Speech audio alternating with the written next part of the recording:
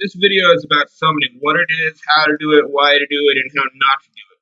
First off, let me say that you should treat all entities with respect, whether they're demons or angels or spirit guides or whatever.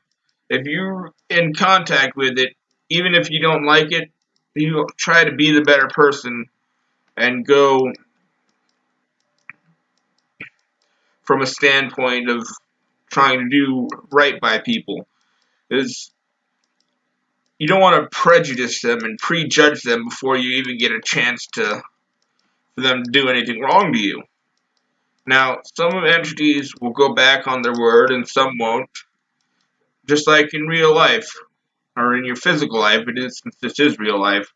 Just like in your physical life, with physical people, you know that some of them keep their word and some of them don't, and as far as that goes, it's a case-to-case basis. You gotta kind of learn from what you hear about others, and you gotta kind of learn from your own dealing with them yourself. You should always keep yourself safe and secure when you're summoning entities. Make sure that you have maybe some amulets of protection. Make sure you draw a circle.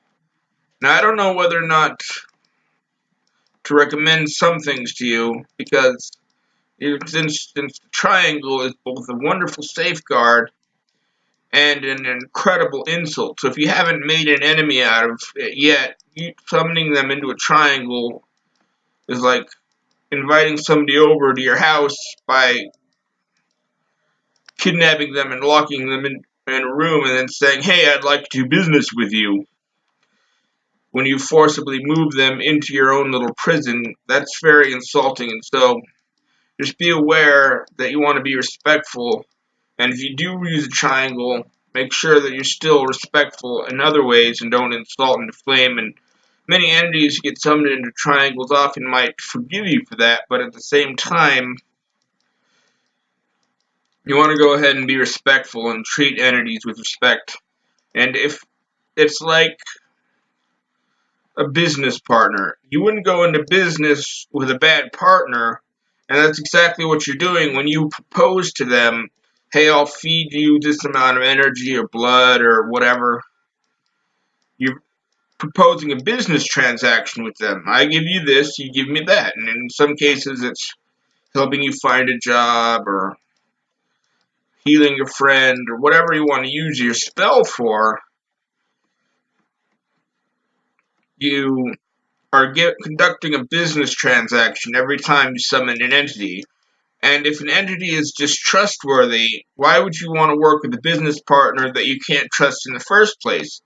So if you can trust them to go without a circle and without a triangle, then that is the kind of entity you want to work with, because a lot of times your precautions will fail anyway. And just to make sure that your energies don't mix when they're not compatible, I'd still use a circle.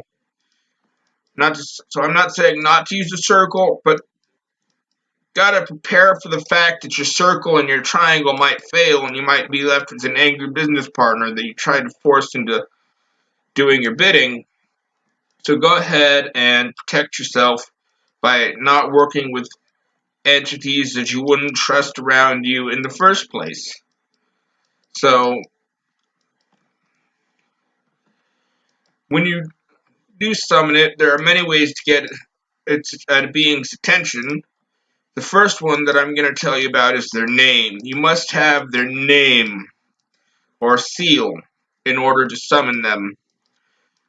Now, every person of any variety, you, I, we all resonate with our name, and we have multiple names. We might have multiple resonations, multiple aspects, sides of ourselves. You might have your online name, and what resonates with your online name is your own personality unleashed.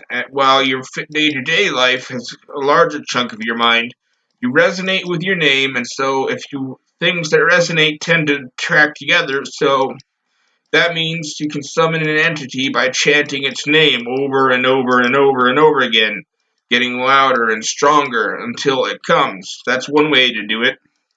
Another way is to focus your intent, energy, maybe even bodily fluids on their seal. Give them what they want energy, etc., incenses that you know they like, and they will come to you. So that's the how. But always make sure that you protect yourself with your circle, firstly, and secondly, by only summoning things that you'd want to work with. If you aren't comfortable working with an entity with no circle and no triangle, then you're putting all of your bets on the fact that your defenses will hold, and a lot of times these entities are strong enough not to be held back by these precautions and can break your circle and triangle. And so if you would work without one, then you can use one to work with them, just to be double secure. It's better to be double secure than double sorry.